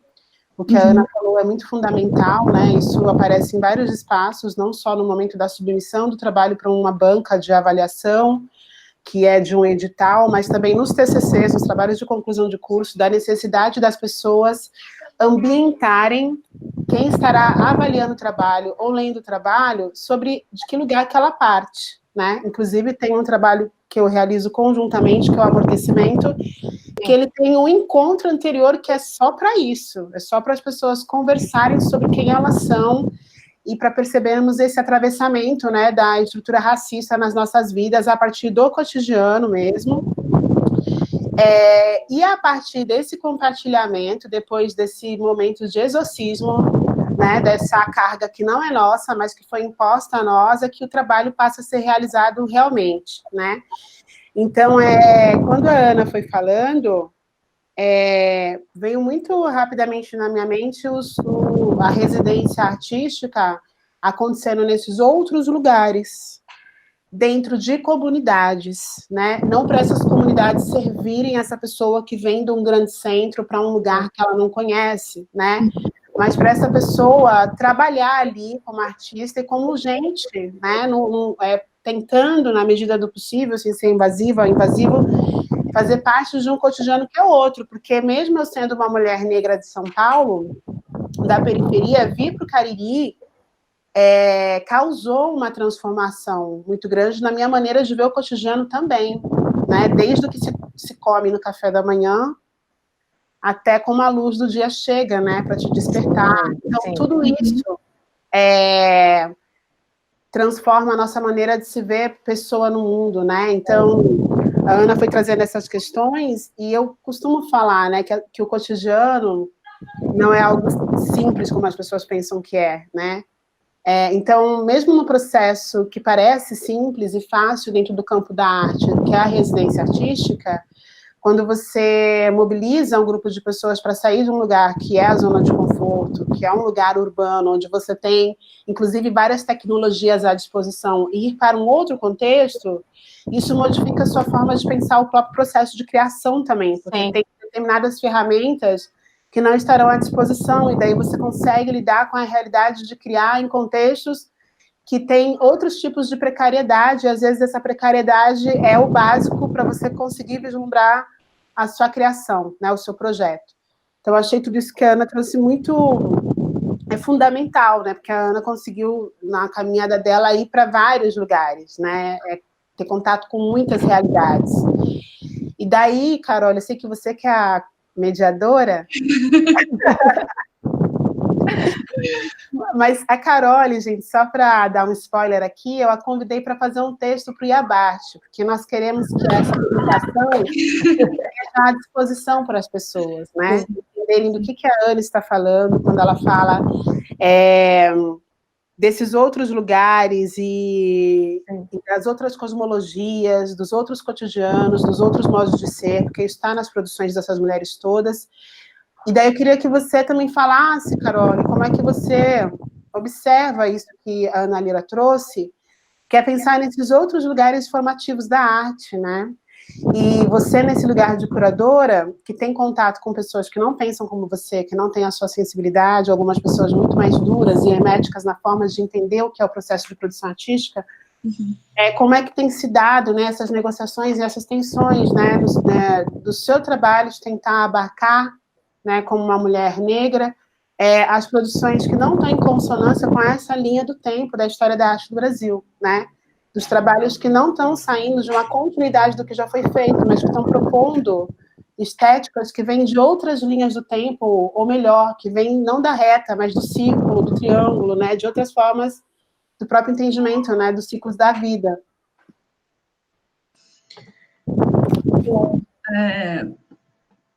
Eu acho que eu, inclusive, respondo essa pergunta com a minha própria curadoria dentro do Trovoa, aqui em São Paulo, né?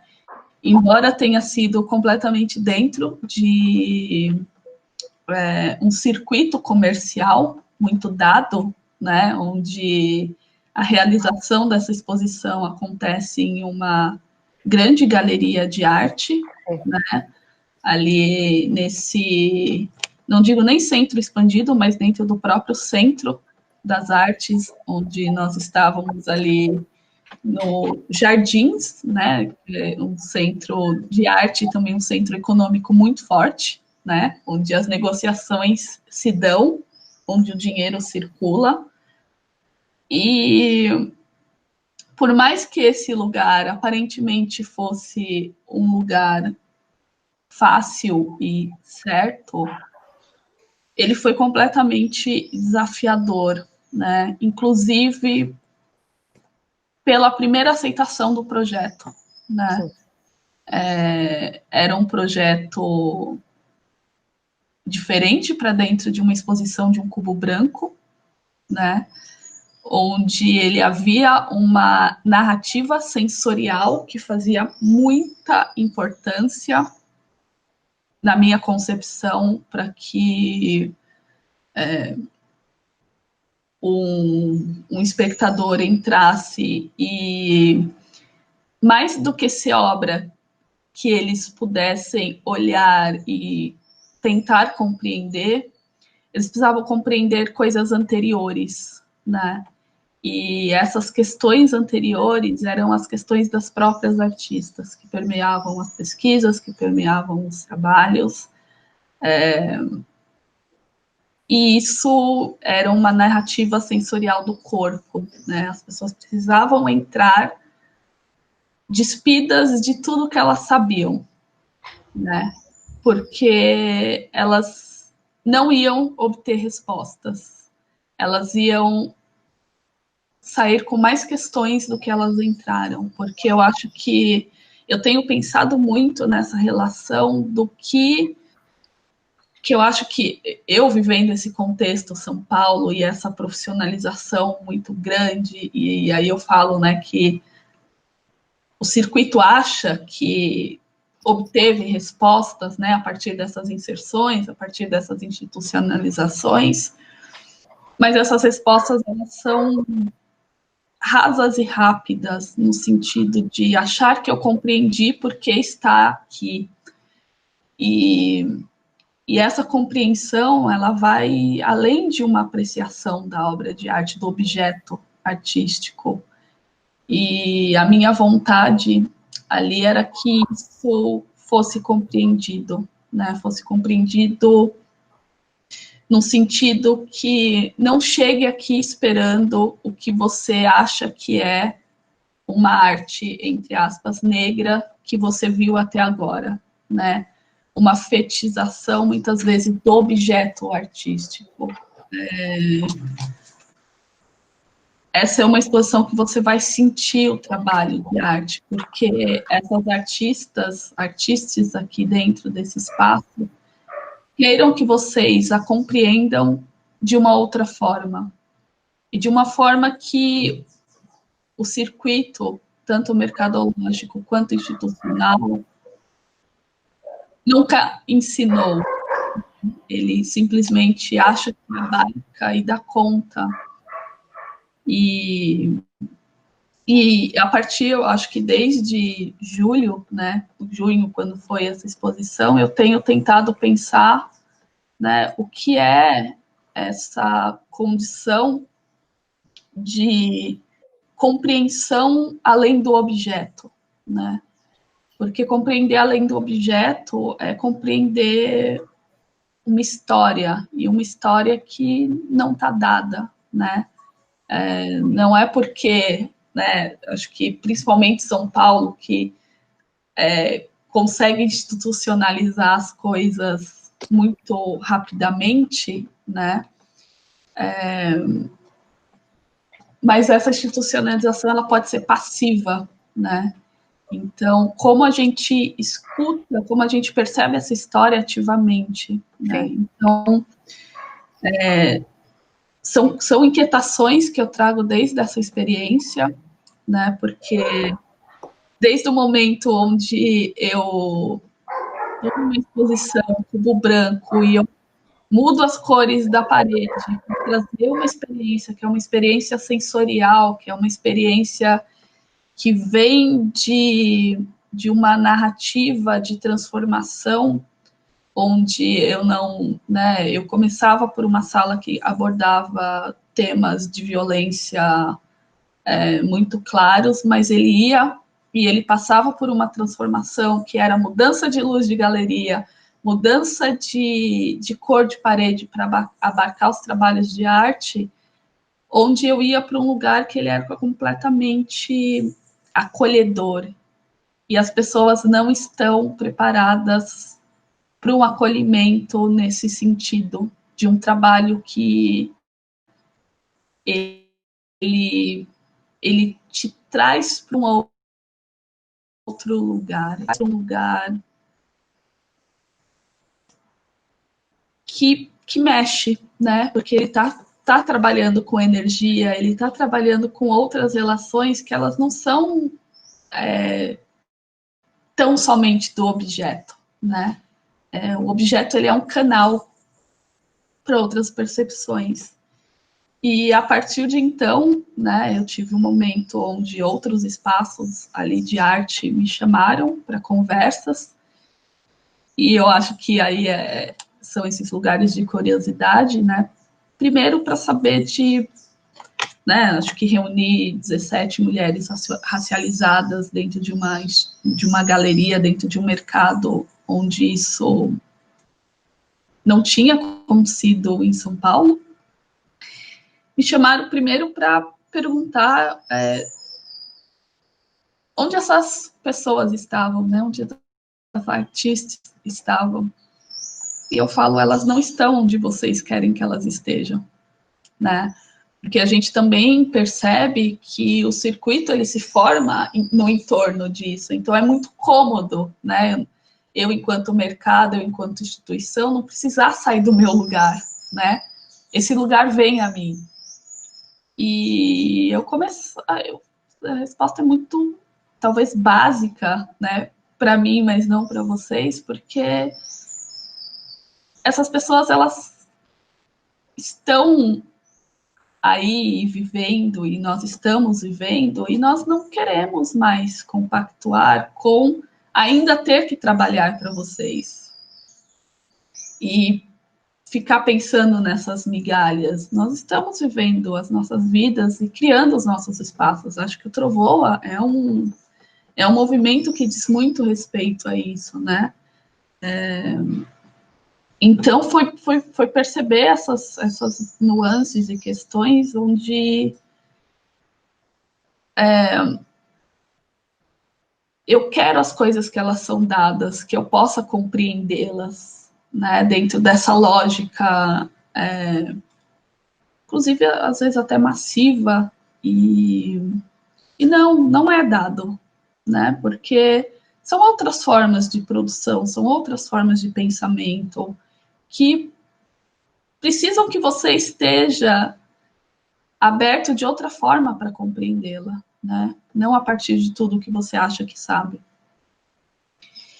Então, eu acho que essa experiência é uma experiência que me marcou muito e me trouxe muito essa relação de como esse sistema não está preparado para isso. Porque ele quer que tudo funcione para ele, né? Então, eu acho que desde então eu tenho compreendido, tentado, inclusive, pensar como eu, né, enquanto curadora, também não caio nesse lugar onde eu vou corresponder a essas vontades e necessidades, né? Como eu mantenho um outro modo de operação, né, que continua sendo legítimo, continua sendo uma prática curatorial, mas não essa prática curatorial a qual todos estão esperando, né? Então, eu tenho pensado muito, eu acho que principalmente esse momento que estamos vivendo aqui, onde acho que talvez nos primeiros momentos o circuito teve que dar uma pausa para respirar, isso foi muito importante para mim também, porque eu acho que eu comecei a olhar para esse lugar, né? Olhar para esse lugar de como muitas vezes a gente corrobora para que as coisas se perpetuem também, né? Então, porque isso a gente acha que está mudando e muitas vezes a gente está sendo cooptado, né? Acho que o capitalismo também ele é muito isso, né? Você acha que você venceu e ele te cerca na esquina, né? Então, como andar com os dois olhos muito abertos para que não trabalhe para que esse sistema, né? Eu acho que eu estou legitimando coisas e, na verdade, é ele que está ditando. Então, eu acho que quando vocês trazem esses apontamentos, né? E eu fico aqui muito feliz, né? Principalmente pela minha atuação, saber que ela ainda está limitada a esse Sudeste, São Paulo, como estar no Trovoa, estar trocando, estar em constante aprendizado e entender que, né, o aqui não é o aí, isso para mim é muito importante, né? Essas trocas, essa mesa para mim é muito importante, porque muitas vezes eu fico pensando se o futuro que eu deslumbro, ele é um futuro que abarca essa pluralidade, né? Ela abarca essas diferenciações que nós temos, né? Então, eu acho que eu estou num momento muito grande de questionamento sobre isso, né? Hoje, para mim, estar com vocês foi uma grande aula, né? Eu me sinto, talvez, menos aqui mediando e mais aprendendo com vocês, porque eu acho extremamente importante ouvir né, o que vocês, mulheres que estão vivenciando esse lugar outro, né, que não o meu aqui Sudeste, tem a ensinar para a gente, porque principalmente nesse momento que teve essa pausa e eu vi o quanto a gente estava saturado dentro de um sistema perverso, operando para esse sistema e para essa aceitação, né, dentro dessa lógica. E por isso que eu falo, né, que a gente acha que a gente está mudando e, na verdade, ele te cerca na esquina. Então, eu acho que ouvir vocês aqui foi essencial para mim, porque vem de encontro a muitos questionamentos que eu tenho também. E só tenho a agradecer aqui. E eu acho que eu fiquei com uma pergunta na cabeça, que eu acho que as duas pontuaram muito essa relação de residência, né?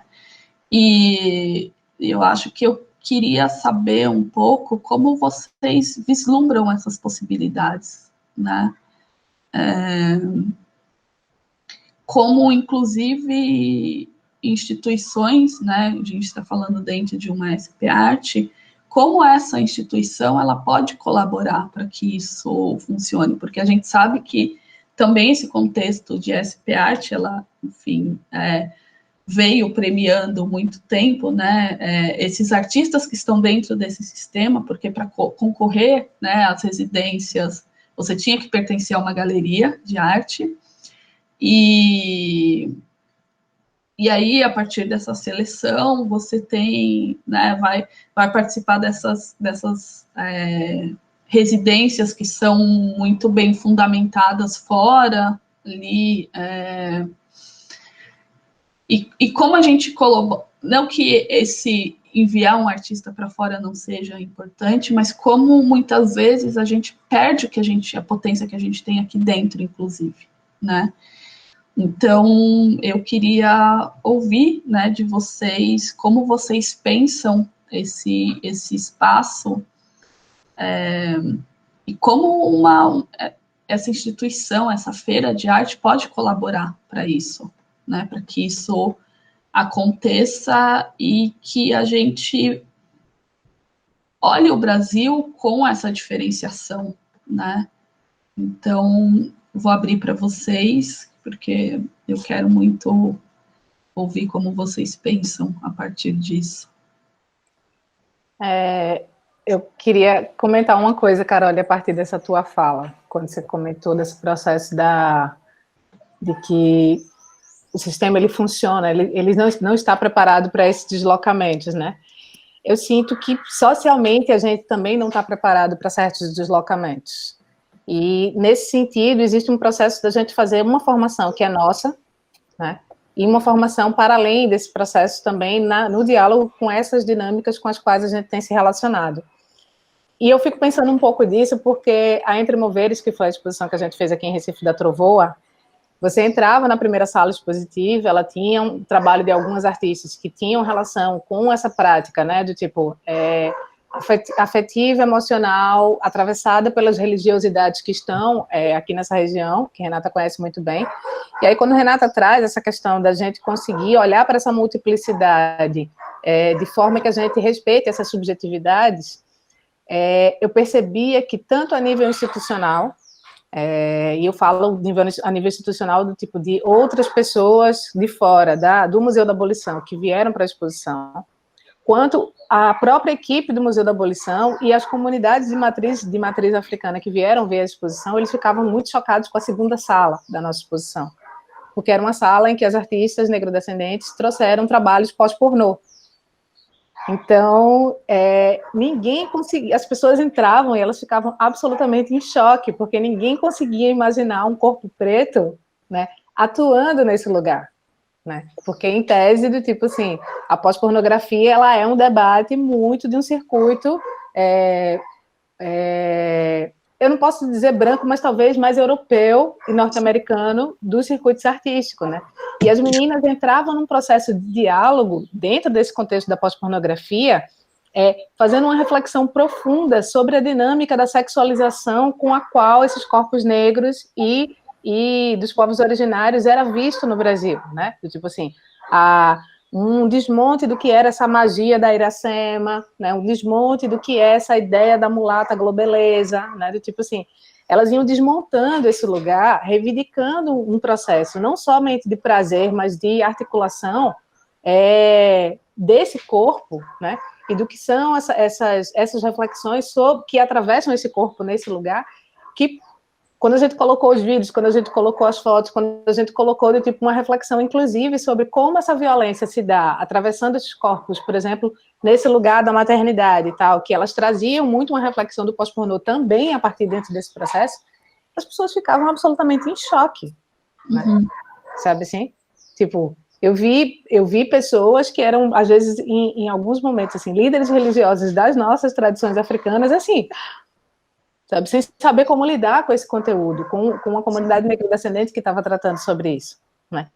Então, eu percebo que quando você entende, na verdade, o quanto esse sistema, ele afeta, do tipo assim, todo um processo, ele esmaga, de fato, assim, todas as nossas capacidades de reflexão, porque se a gente observa, sei lá, a vivência das comunidades que são de África, né, a relação dessas comunidades com o corpo é muito mais liberta, né, do tipo assim, as crianças, elas dançam muito, né, elas vivenciam esse corpo de uma outra forma, né, a própria noção de sexualidade e tal, não sei o quê, é muito diferente dessa noção cristianizada que foi abarcada no Brasil, né? Então eu sinto que existe um trabalho aí que precisa ser feito entre a gente também, né, de como a gente olha para essas outras subjetividades, de como é que a gente encara essas temáticas também nos nossos corpos expositivos, entre esses artistas que estão trabalhando com isso, né?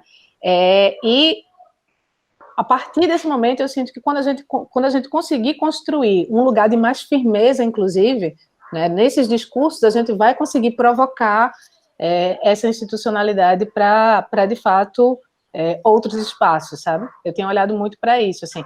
E para mim, nesse momento, respondendo já a tua pergunta, eu penso que se a gente puder investir em residências de processo, mais do que em residências de produto, sabe, assim, do tipo, em residências que permitam que essas artistas experimentem, sabe, assim, do tipo, para mim é fundamental. Porque quando a Renata traz, por exemplo, que a gente não pode fugir da vida, a gente precisa considerar que existem artistas negros que trabalham de 8 às 18, né, chegam em casa, muitas vezes, têm que cuidar dos pais, têm que cuidar dos irmãos mais novos, né, têm que cuidar dos filhos e tal, etc. E dentro de toda essa rotina familiar de trabalho, de pegar ônibus, de se deslocar, 2 horas da periferia, eu falo isso porque, sei lá, eu tenho uma convivência muito querida com a Juliana dos Santos, e nas vezes que a gente esteve em São Paulo, muitas vezes a gente marcava um determinado encontro, né, e às vezes, sei lá, uma determinada hora que eu podia ficar até mais tarde, porque eu estava mais perto, sei lá, da casa onde eu estava hospedada, a gente não podia ficar junto durante muito tempo, porque para ela chegar em casa era um deslocamento gigantesco, né? Então, a gente tem que ir considerando muito esses processos. E aí, muitas vezes, esse espaço da experimentação, ele se torna comprometido, sabe? Então, ter esses corpos negrodescendentes, esses corpos dos povos originários, esses corpos desses povos que se cruzam aí, podendo fazer residências com um tempo respeitoso, sabe assim, tipo, bem remunerado, sabe assim, com uma estrutura adequada, em que se dê tempo para experimentar, é fundamental, sabe? Que você não pressione esse corpo no momento em que ele entra na residência para que ele tenha um produto no final. Não. Respira no teu processo, vai, sabe assim? A gente tem que... Eu tenho pensado muito nesse lugar do colo, sabe assim, do acolhimento. Eu acho que essa residência ela precisa ser um colo, ser um acolhimento para que essas potências caminhem, sabe assim?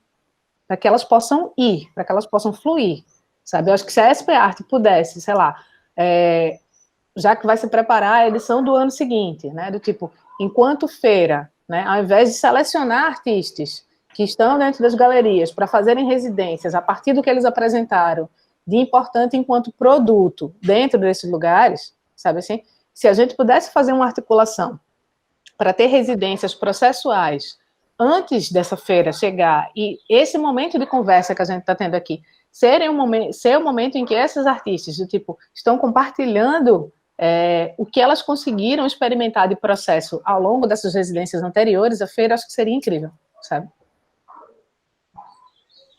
E, de fato, nesses lugares que a gente tem apontado, assim, tipo no Cariri, aqui em Pernambuco, sabe assim, Manaus, Belém do Pará, no Amapá, sabe?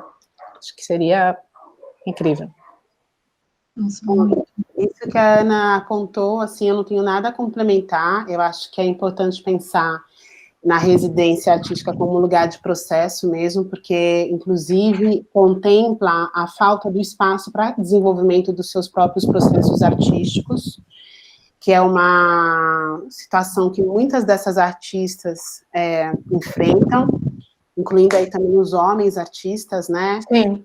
Como curadora da Bienal Naifes do Brasil esse ano, junto com a Ana Avelar, que foi uma experiência muito importante, tem sido um dos pontos que nós colocamos lá como central, desconstruir a ideia que nós temos do espaço do ateliê, porque pensando nesse artista que historicamente tem sido chamado de naif, e nós chamamos também de autodidata, e os próprios artistas incorporaram essa nomenclatura que ela para nós, né, que atingimos aí uma consciência de como alguns nomes nos colocam no lugar de uma maneira muito fixa, eles acabaram incorporando essa nomenclatura, né? Meio que um movimento aí dos artistas de vanguarda que usavam a crítica artística ao seu favor. Mas, assim, nesse processo, ficou evidente que o ateliê é um espaço de luxo, né? De você ter na sua casa que seja uma mesa que você possa deixar o seu trabalho ali durante o dia e fazer outra coisa, e voltar e começar a trabalhar daquele ponto, né? O que acontece é que a pessoa vai esperar todo mundo jantar, e limpar a mesa de jantar e usar a mesa de jantar, ou vai para o quintal, quando tem o quintal, ou utiliza até a própria cama, o lugar onde ela vai dormir. Então, existem questões do processo de criação da pessoa que não está no lugar elitizado, que precisam ser desnudadas, né? E a residência artística processual, que a Ana chama a atenção, ela vai permitir algumas experiências que não são possíveis dentro do lugar de residência desses artistas e de cotidiano, até porque tem esse ponto que a Ana traz, que eu sempre ressalto para as pessoas aqui no Cariri, e em São Paulo é tudo muito longe, né? Então, todo mundo se programa para tudo, né? Inclusive para visitar um parente. Você liga perguntando se vai e marca quando que você pode chegar pensando em estar em casa. Então, tem essa questão, tem outro ponto que eu acho que é o nosso, né, que é o Pacto Trovô, e que é o Pacto Pessoas Afrodiaspóricas no Brasil, que é não permitir mais que se tenha um artista racializado, chamado de negro ou de negra, numa exposição com 30 pessoas. Tem que ter pelo menos mais 10 pessoas nessa mesma condição de existência, né? Então, essa estratégia de nos colocar para competir entre nós, ou de sempre os mesmos nomes serem reiterados pelo sistema, né, temos que tomar cuidado para não minar isso, mas também para proporcionar, apresentar outras pessoas que estão naquele mesmo lugar de conhecimento, de produção, ou também no lugar inverso, mas que nem por isso é menos interessante, né? A Maria Macedo não está aqui hoje, a Eliane está, e numa conversa que estávamos eu, Eliana, Maria, a Maria fez uma pergunta que mudou como eu tenho apresentado algumas das artistas das minhas pesquisas, né? Porque ela falou, mas todo mundo já conhece determinados nomes, por que são sempre esses nomes apresentados? Por que são sempre esses nomes nos textos? Eu pensei, bom, então é a hora dessas artistas que têm convivido comigo aparecerem nos lugares que eu posso, com a minha produção, legitimar, né? Então, nós, pessoas negras, precisamos ter muito cuidado para não cair na armadilha de deslegitimar o trabalho de uma outra pessoa negra, porque achamos que ela aparece muito. Temos que tomar cuidado de dar devolutivas que sejam bem fundamentadas, né? Olha, vocês estão fazendo mais um texto sobre a Renata Felinto, sobre a Rosana Paulino.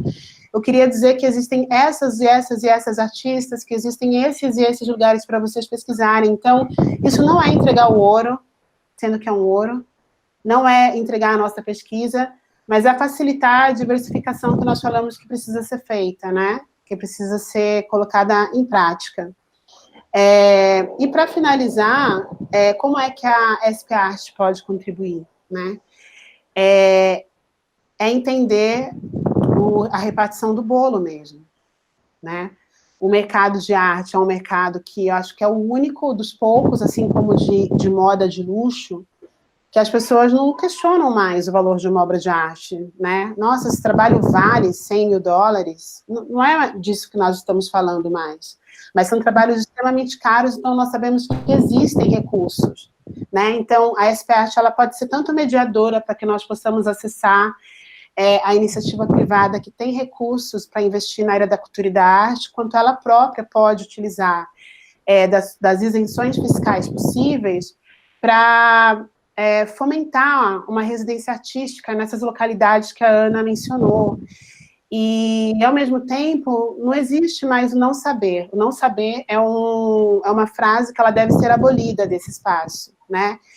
Temos nós três aqui, tem outras trovoas presentes, na dificuldade de um diálogo conosco, tem outros nomes que dialogam de uma maneira mais fluida com a hegemonia, como é o caso, por exemplo, da Renata Bittencourt, né, que já foi diretora de diversos lugares e que está aí agora no Instituto Moreira Salles, já foi Itaú Cultural, já foi em Otim, ou seja, tem um conhecimento amplo tanto da estrutura, quanto da linguagem utilizada para se negociar nela, quanto também das pessoas negras, afrodiaspóricas, que estão fazendo arte, né?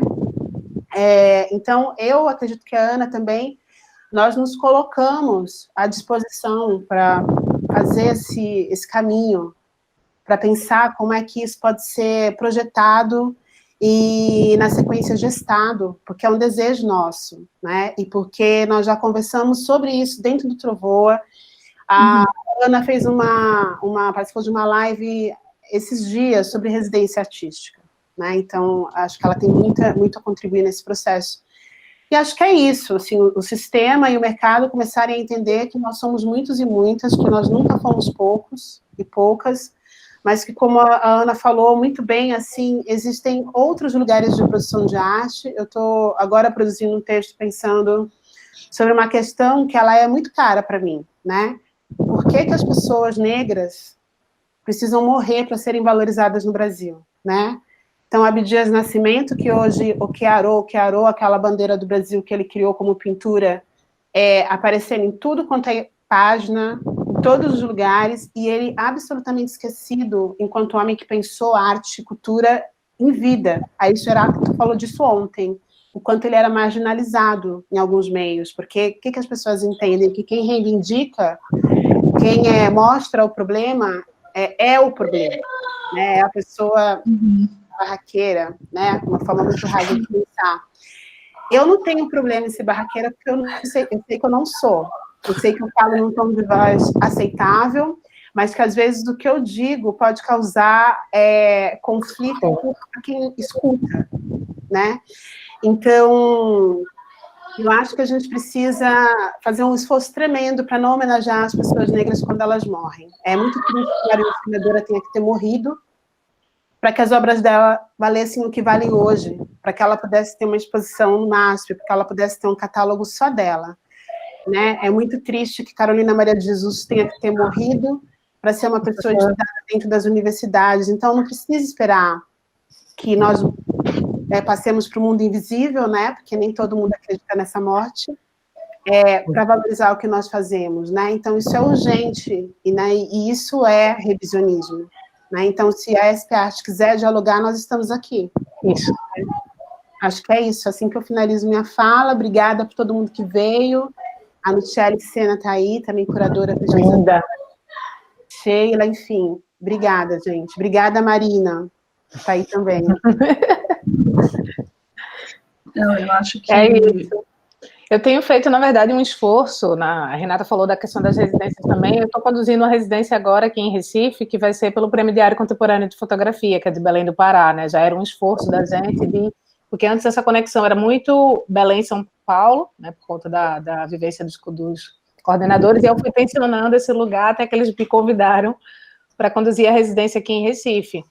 E aí, o que eu tenho tentado, na verdade, dessa vez eu ainda não consegui, embora eu esteja vindo uma pessoa que é descendente dos povos originários e que é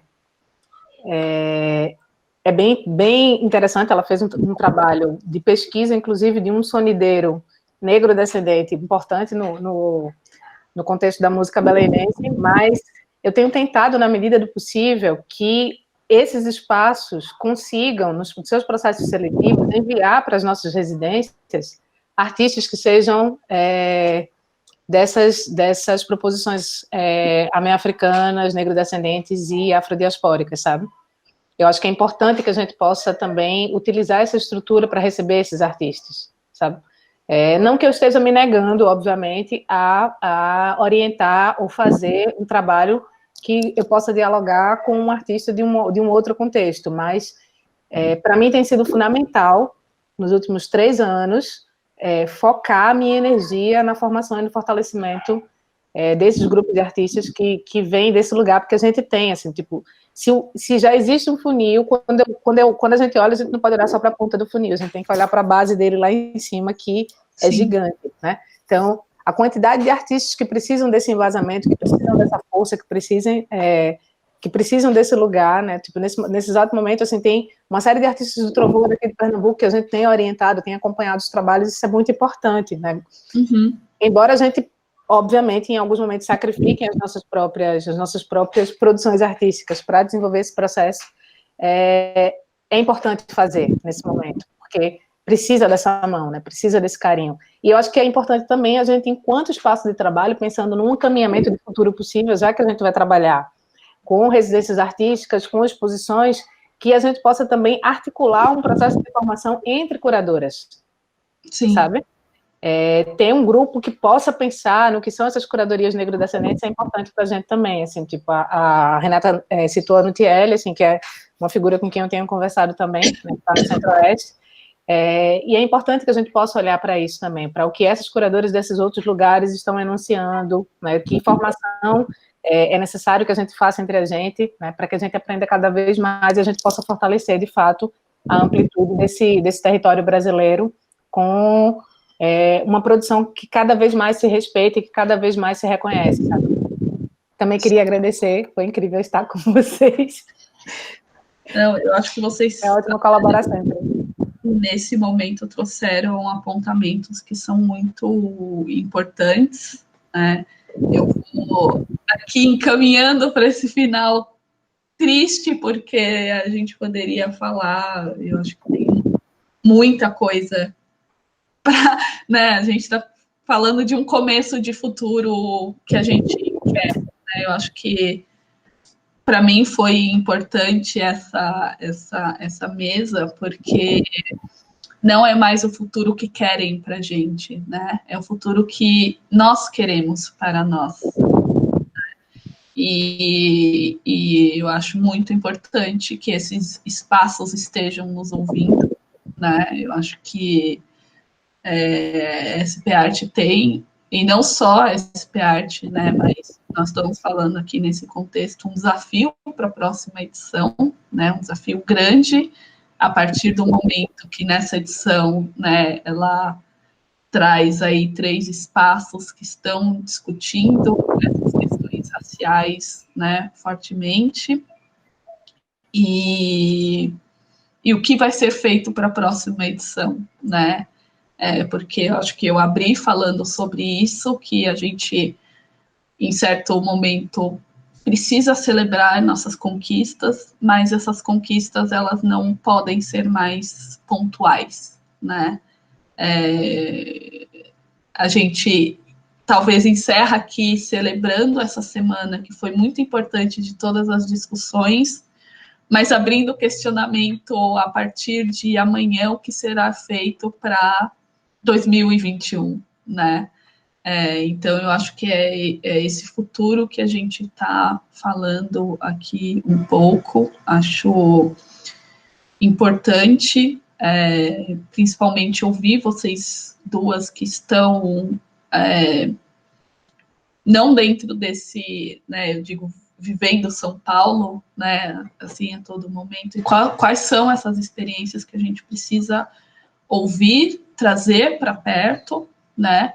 E não só trazer aqui para São Paulo, mas São Paulo precisa ir, né? Eu acho que cada vez mais esse circuito precisa ir, né?